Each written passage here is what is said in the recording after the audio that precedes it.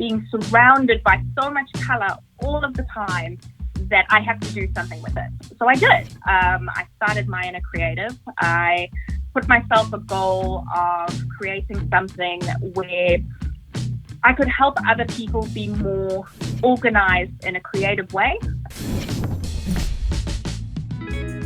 Welcome to another episode of the Kiwi Original. This is episode 20. And today on the show, I have Nicola Knobel from My Inner Creative. What a great name for a business.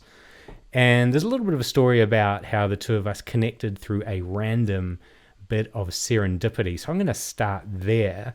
But first of all, welcome to the show, Nicola. Thank you very much. So I was running around Oriental Bay a few weeks ago before lockdown, and lockdown was imminent. I think it was a day or even just a few hours away, and training for this half marathon that I was expected to be doing in mid-May in Brisbane. And I'm 2/3 of the way through the run, not really realizing or knowing at that point whether I'd get to go. And I come across this chalk drawing on the pavement, and it said on it, I'll show that, I've got it on my phone here, there's no place like home. And I saw on the top of it, it says at myinner.creative, and thought whoever's done that has seen a little bit further into the future and has put a bit of ray of light there. So welcome to being on a Kiwi Original, Nicola. Thank you. Thank you very much. And I'm so glad someone loved it. I put them out there specifically in that spot so I could take photos of people taking photos of it. So you were watching the watches? I was watching the watches because you kind of get a kick out of it. I love it. So what inspired you to go out that particular day and make that particular chalk drawing? So I had been actually part of a group of hand letterers that had been doing this for a couple of days already. And we were calling it vandalettering. So rather than vandalism, vandalettering. And we were all trying to come up with different prompts and ideas around what we could put on pavements just to give people a little bit of extra encouragement, because it kind of is just a really weird time and it kind of sucks. Let's just call it what it is. It kind of sucks. People are feeling down. People are feeling trapped in their homes. And if you can brighten up someone's day on their walk, why not? That's a great reason to do it. And it certainly worked for me. It gave me a little bit of inspiration, because whenever I see a rainbow, I actually take a photo of it as my own little internal reminder to send a note to my son, because he doesn't live in Wellington. So whenever there's a rainbow, whether it's a real one or a picture, I'll just drop him a note by email. And so your picture then sparked that next serendipitous collision where he'll get a message. Oh, that's amazing. So tell me about My Inner Creative as the business, or what does that do? So I've been working pretty hard at My Inner Creative now for the last 2 years. I am a professional during the day, and then I have always had a passion for design and for creative things, and I wasn't quite sure where I wanted to put that. I had nowhere really in my life that I could categorize that into. So while I was working at my previous role at Wellington, I had the opportunity to study a diploma in creativity. And while I was doing that, one of the courses was to create a website and do some insights into social media and social media management. And from there, I went, actually, this is amazing. This is something I am so excited about and so passionate about. And it just gives me so much joy being surrounded by so much color all of the time that I have to do something with it. So I did. I started My Inner Creative. I put myself a goal of creating something where I could help other people be more organized in a creative way.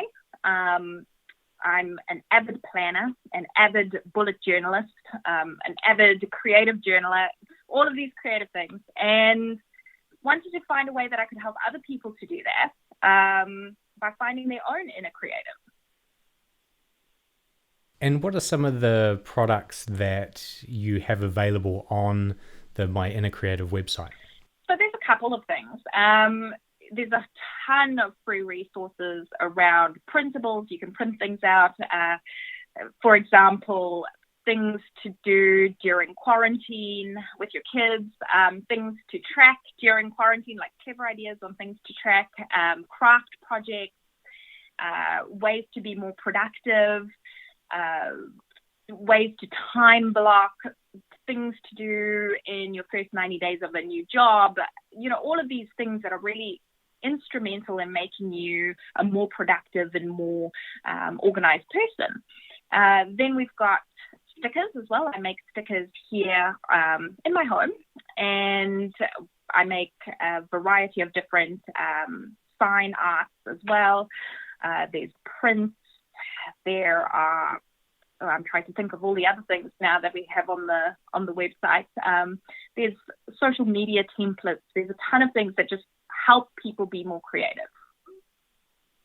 That's a pretty good thing to have, particularly the time management around it. I'm sure there are many professionals that are having to work in their bubble alongside colleagues that are not normally their colleagues. Some of them might be very young, of 3 or 4 years age. What's some of the advice that you have for people around how you block time out, whether it's for creative or non-creative reasons? So one of the things I've just actually recently blogged about was the challenge as a single mum. It's really tricky for me to manage my son, who's 7, and manage my workload, and then manage the blog after hours as well. So I'm finding that, my time is very precious. And to be able to juggle this time around, really well in the situation that we're currently in, what I've done is I've created a spreadsheet with sticky notes on them. And you can pull the sticky note off if it's not working for the day and swap it out with something else. And it just makes it really easy. So there's not a huge commitment to, at 7 o'clock, we are going to eat breakfast. No. If we wake up at 7:30, it's fine. Let's swap it out with breakfast and exercise, and let's swap these things around. So it makes it a little bit more flexible, but it also gives structure to the day as well. So you have a general overview of what's happening in the day, but it makes it easy to structure things out. It's a very useful thing to have, and I think for many people who maybe haven't used that before, particularly going through tough times. Like I've had previous times through GFC where things actually got really hard, personally, business-wise, life-wise, and you can sometimes freewheel because you don't know what to do with your day, or you think you're putting too much time into one area.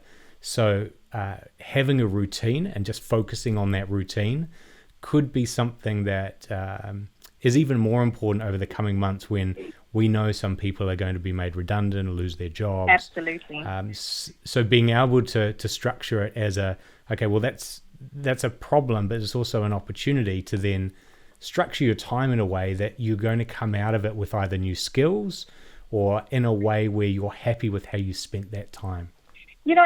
That's so true. At the start of this, and I'm a huge advocate for mental health. I lost my mother to mental health, and it's so important for me to make sure that we are remembering that self-care during this time is so critical as well. And if you're going to go with a routine process, a routine is not going to work for everybody, and that's okay.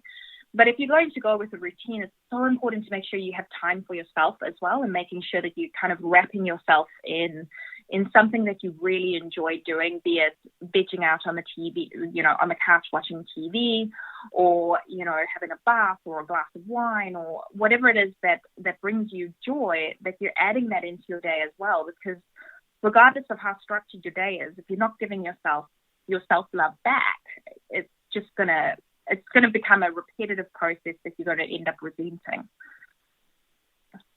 So true. And in the last 4 weeks, I've had some learnings as well. And I think I saw something on a LinkedIn post that said The lockdown doesn't change who you are, your personality, but it does highlight or amplify certain coping mechanisms you have. And for the first 2 weeks, I worked 7 days a week because I go into this hero mode. And at the same time, I'm not eating properly, I'm not exercising, I'm not sleeping. And then it's this whole, and I remember saying to my colleagues, like the exec PA sent out an email saying, does anyone need any support? And I replied back and said, yes, I think I do. I need more resource. And I think I need to take more of a break. And one of my colleagues just emailed and said, Ryan, put the computer down, turn it off for the weekend, and come back Monday, you'll be fine. and he was mostly right. I was mostly right by Monday. Fair enough. Yeah, it's, I think there's been a lot of social media posts going around, about, and I've seen them and I've seen the comments on them as well, which really frustrates me a little bit, if I'm honest. There's been a lot of them where it says, if you don't learn a new skill, if you don't exercise, if you don't lose those extra 15 pounds or whatever it is, then what have you achieved in the last 4 weeks? And it's like, wait, hold on a second. If you were given 4 weeks as a gift to do something with regardless, you'd probably go on holiday. You'd probably be having a great time. Here we're in survival mode. There is no option but to survive. There is no let's learn a new skill. If you have the capacity to learn a new skill, learn a new skill. But if you don't have that capacity in a crisis, you're doing well surviving. And, I think it was on the same post where it said, recruiters are going to start looking at, what it is that you did during those 4 weeks. Were you productive? Who cares if you were productive? Did you survive? Did your children survive? Is everybody okay? Everybody still got their fingers and toes? Great. It's super valid advice because no one was asked through World War I or World War II, were you productive during that time? And this is a warlike effort that we've all been asked to contribute to. And although it's not a massive undertaking in terms of having to go overseas like many of our Anzac predecessors did, it is still a big mental game because suddenly being on the couch watching Netflix isn't a hobby anymore. It's not your leisure time. No. And when you have to sometimes psychologically change. I've never seen more people out walking during the day, during the weekend. They're not my walking friends. They are just getting out because the leisure doesn't exist at home anymore. No. How do you create that balance between the two? So you obviously do My Inner Creative from home. You've got your son as well. You've got the routines that you can write down. But physically, how do you separate the work bubble from the mum bubble and the life bubble? At the moment, right now, as it stands in the current situation we're in, there is only one bubble. They're really blurring so closely together. It's very much at the moment in a lot of my Zoom meetings, for example, for work, I have my son showing off his Lego to our senior leaders, which is fine. And, I don't have any, and I really sympathize with many other single mums or single parents actually in the same situation, is you don't have any other options of someone to entertain your children while you're doing work. So you essentially have to explain to people, actually, you know what, this is my life. This is essentially all I can offer right now. And this is the best I'm bringing. I'm showing up, I'm here, I'm present, I am with you. But you have to also understand that this is also a priority for me. So my priorities are very split. When I am in the normal world, however, I'm very delineated about how I approach things. And I don't know if that's the natural planner in me or if that's the natural, journaler or creative person in me. Is I like to have that precious time I have with my son. I think it's I will never get back if it moves away from me. And And then I have my day job, obviously. And then, I focus quite heavily on the creative stuff on the weekends and in the evenings. So I'm very selective around how I end up spending my free or quality time with other people. And friends and family are fully aware of that as well, because I set those expectations pretty early on, where I'm like, actually, I've got to finish a series of filming things this weekend. And I think as well, there was actually a Harvard Business Review that spoke about people that have two careers, essentially. You have accountants that do a side job of landscaping, or you have lawyers that love to paint. And in the review, it said that these two things make you more productive across both careers.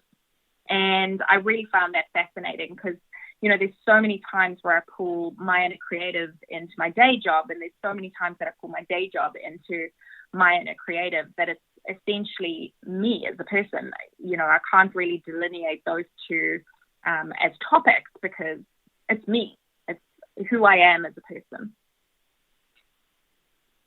That's interesting you say that, because although I haven't read that topic, I've heard of recruiters inside a business looking for what are the things you like to do outside of work as a signal for, is this person more rounded than just their work? Because if they are, they'll actually bring that to work. And if they get stressed or it gets stressful at work, they've got a release valve somewhere else. Absolutely. And I think that release valve is so critical regardless of what it is. Obviously, if it's hurting other people, let's not release it. But, if it's a release valve that really brings you joy, I think, we should be looking more at that, because I don't think we give people the time or the capacity to really focus on things that they might actually love. That is very true. Changing tack a little now, going back to when you first started My Inner Creative, what was it like when you got that first sale of a product that it went from, you thinking you might run a business to pretending to run a business to, I've got a sale, I'm now actually running a business? Well, it was actually really funny. When I first started the blog, because the blog was the baseline for it, and actually maybe I should go further back. When I left high school, my mother told me, you have to get a real job. I wanted to become a graphic designer, and my mother said, no, you cannot become a graphic designer. You have to get a real job. Granted, I don't think she realized it was a real job. And ended up doing a variety of different degrees, all in, this policy kind of compliance space. And when I ended up doing this diploma in creativity, it's almost like it cracked open my mind and all the lights came out. And I said, actually, you know what, this is totally manageable. This is totally doable. So when I started it, I did a research project into Instagram and how Instagram engages with people. And originally when I looked at it, I was looking at it from the basis of Instagram creating more narcissists and how it was bad for mental health. The outcome of that, however, was that I learned a couple of marketing tricks in that space, and I was able to grow the test Instagram account that I had from 0 to about 60,000 within a couple of months. Wow. And that was essentially the springboard into My Inner Creative. I'd been doing some graphic design work just off the cuff for a couple of close friends and family and people, just people that kind of needed a low budget solution to branding.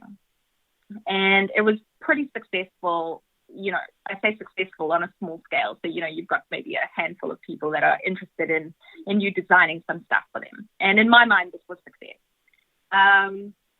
Now, however, I rate success totally differently. Now success for me is not how many things I've sold or how many sales I've made. It's now around how have we impacted someone's life today? How have we changed the way someone thinks about something?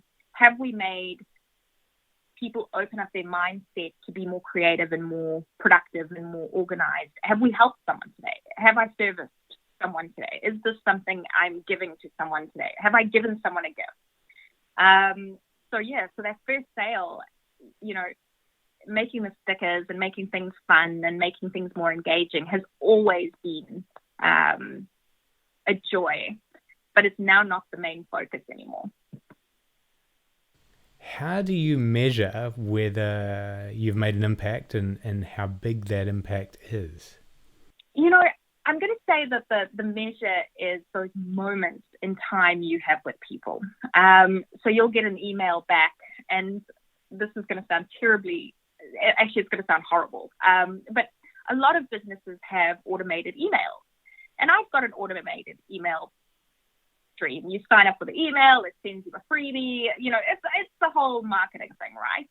And there's one email that I've popped in. If you don't open a certain email, it sends you an email back saying, hey, have I said something to upset you in my other automated emails? Have I said something that might have upset you? The amount of replies I have had to that email, probably every time it goes out, someone will reply to it, which is phenomenal in email marketing world. It's phenomenal. And I made the commitment, regardless of how many emails of that nature go out. When someone replies, I will reply back to them every time. So at the moment, you'll have, hey, have I said something to upset you that you didn't open my last email? And Era Summers from Illinois somewhere replies back saying, no, sorry, I just didn't have time to open your email. There's my opportunity to say, I hope you are doing well. I hope you are having an amazing day. Have you read this today? If you are struggling a little bit with your time management, and screw it, Bob, 9 times out of 10, they will reply back going, thank you so much. That really helps. Sorry to interrupt. This won't take long. Subscribe to the show and you'll never miss another one of these amazing episodes. Right, back to the show. That's a smart little trick. I really like that because you're creating engagement through email. I do something on our online chat on bynz.org.nz where there's a chat bot, except there's no bot. Yes. It's real. It's me. And I'll answer them sometimes when our customer service isn't answering them. And I only do short answers as if it was a robot. And then they'll do a tricky question and I'll answer it in full, no spelling mistakes, 2 or 3 sentences, and they'll go, wait, this isn't a robot? And I'll go, no, this is Ryan. Here's my phone number. Give me a call. We'll keep chatting. Oh, it's amazing how that people connection really gets people more engaged. It's about the connection. It's about connecting you to your customer, and it's about the service you're giving them. It's 100%. That is. I think it's 2 things. It's the connection, the emotional connection, because through the swipe culture, a lot of that has been lost in the growth for numbers and thinking of people as numbers rather than the other way around. But you still need that audience development. I'm going to ask you a question because I know that the audience here will get some value from it. So with the New Zealand Mates Instagram account, when I started 2 years ago, we had 900 fans. We've now got, I think, just over 4,000, but it's not 60,000. We think we're doing good content, but what are we doing wrong? Like, what are all the steps that we've gone wrong with that? What are the things you would recommend? Even, I know it's putting you on the spot without seeing the account, but we've tried a few different things. What are some of the things that worked for you? So Instagram is evil. I'm pretty sure Instagram is some green-headed gremlin that, changes its personality on a weekly basis. Who knows with Instagram? But one of the things we've noticed, and so I'm part of a group of other planners and bullet journalists and creatives, and one of the things we've noticed probably now since the lockdown, which isn't very helpful actually, but the engagement is dropping across the board with regards to bigger accounts, not the smaller accounts, but the bigger accounts seem to be dropping quite dramatically. So to be in the group that we currently chat in, you need to be above 35,000. And we support each other and we, all have the same questions. And Between the 25 of us that have been chatting across the board, we've lost close on maybe 3,000 followers each since the start of the lockdown. So we know that it's not just us posting rubbish, because it seemed to have been working before. But some of the things that we have spoken about in the group that seems to, one person will say, actually, I've tried this week, it worked really well, do you want to try it? And then one of us tries it, and then we check if it works, right? One of the key things is videos. Videos seem to get far more engagement than any other sort of post that we've been posting recently. We're finding that hashtags are not as important for finding people. If you're a new account or you're a small account, let's say under 1,000, then you want to still be using hashtags. But if you're over 10,000, hashtags seem to be really not a heavy hitter anymore. And we're not quite sure we understand why yet. And we've been trying different hashtags, and between the group of us, we also do quite a lot of hashtag research. And I don't know if you've heard about the hashtag levels when you do hashtag research. No. Okay, so when you post a post to Instagram, you need to have made sure that you've researched your niche to a point where you've got 30 hashtags you can use. So you need 10 hashtags that are in huge groups, so above 1 million. Then you need a group of 10 hashtags that are between about 100,000 and let's say 250,000. So a medium-sized hashtag group, and then a very niched hashtag group. So, I'm trying to think of ones off the top of my head. So for one of our posts, for example, a large hashtag would be bullet journal. I think there's about 6 million posts on hashtag bullet journal. The one down from that would probably be bullet journal community, which is in the 200,000s. And then you'd look for a really niche one where it'd be yellow bullet journal pages. Right. So with New Zealand made, we've got there's hashtag New Zealand, which is millions. Hashtag NZ made, which hovers around 500,000. And then there's NZ Made Day, or the one we're running at the moment, hashtag Shop Kiwi, that's in the hundreds. Yeah. It's tiny. So that's a nice ladder. So you've got those nice tiers to create the engagement, because then you're hitting all three kind of targets when you're posting. One of the other things that we across the board have noticed is if you post less than once a day, your engagement tanks. If you post more than 3 times a day, your engagement tanks. So we're finding that the sweet spot is between 2 and 3 times a day of posting, and usually similar content, obviously, where you've got a nice flow for your feed. Does it matter on the quality of the images anymore, or is it more important to be posting the 2 or 3 a day? I think it's a bit of both. The quality coming out of the group that we've been in is pretty high usually. So it's very similar content, but it's usually high quality content where people want to stop and see. But it also means that you can hit a creative block quite easily because you're posting so many times, and you've got to keep coming up with new content, that it becomes really challenging as well. So you'll see a lot of reused content quite a bit. But even in saying that, it's about how you've captured your audience's mindset. So how you're writing your captions, these canned captions like, "Oh, I hope you guys are all having a lovely day today." It's not a great caption. Captions are so important. You've got to get it right, though. You really have to understand who you're speaking to. Those first couple of words, not the rest of it. It's just those first words that people see that needs to capture the attention of people. And then after that, it's stories. 100% stories are just so important. People are flicking through stories, and the more they interact with your stories, the more the stories are upfront. And it's so important to make sure you're connecting with people in those stories. It's something that I try to do, but I also am really bad at it. is I try and put as much as I can on stories, but sometimes I just forget. I can't be everywhere all the time. So while I wish I could be, it's not going to happen. Are you selling products through other platforms as well, or is Instagram your key platform? No, so mainly the website is the key platform for that. Instagram is just a conduit.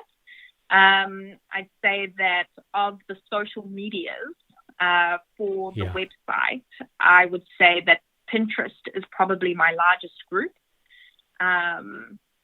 Pinterest is sitting at around 8.5 million viewers and I think 85,000 followers, which is huge. It's a massive amount.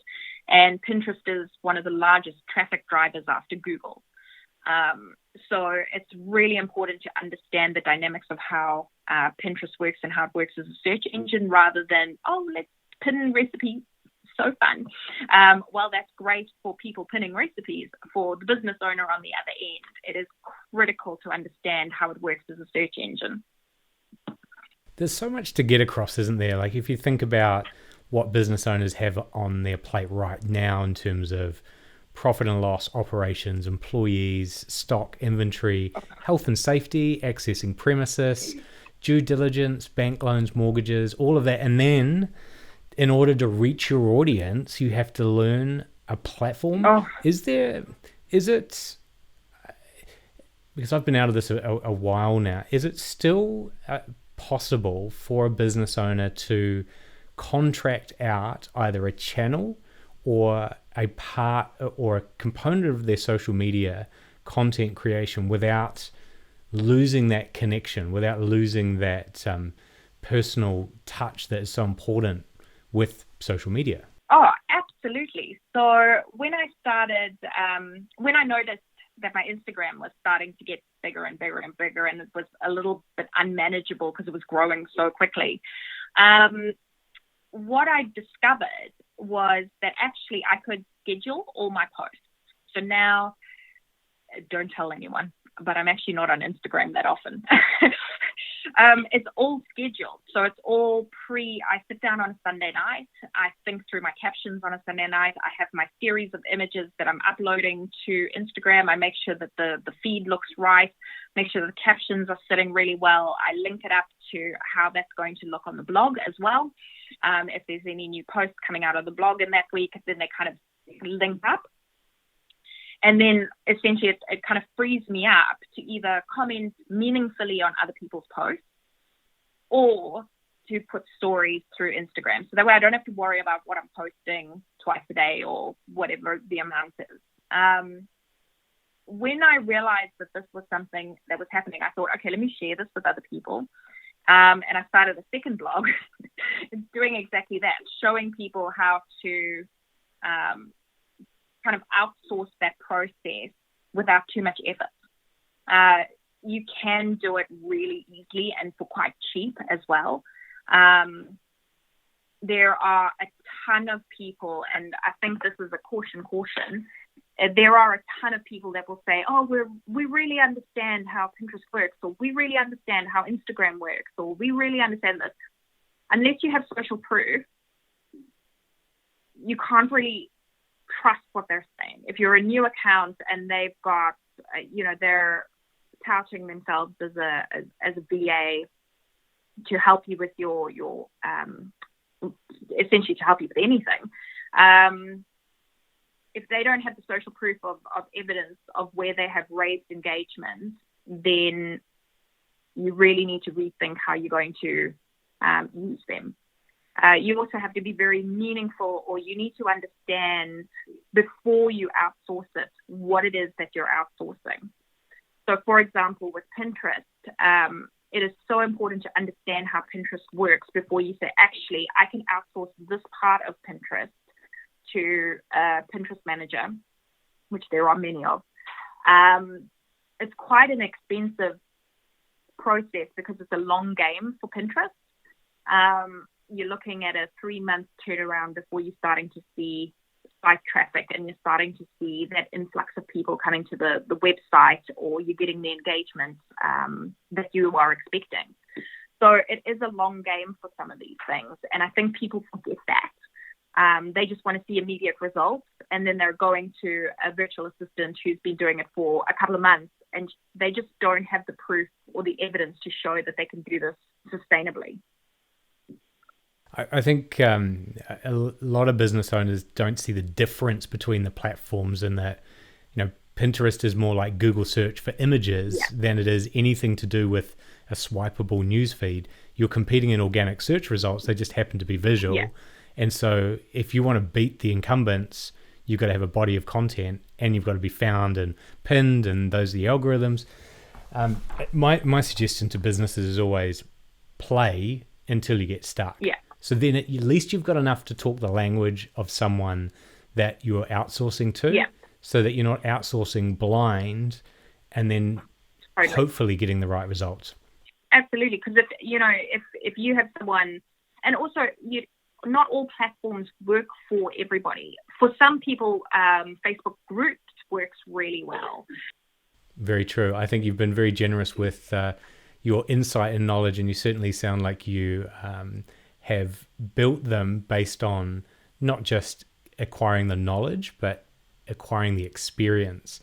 And when you're on those digital tools, you get a feeling for it that no amount of reading or courses will get you there. They're just a jump point. And then I think to take it that next step and actually launch your own website and product, you get to see the results of it. And if it's having that social impact and that good vibes, you'll see it. You'll see it in the comments, you'll see it in your emails, your replies, and then you can wake up the next day and think, actually, I'm really happy with not only how my business is going, but life in general, right? And that gets you through the next day and the next day until you've actually created something like you have, which is 60,000 followers. That's a real audience.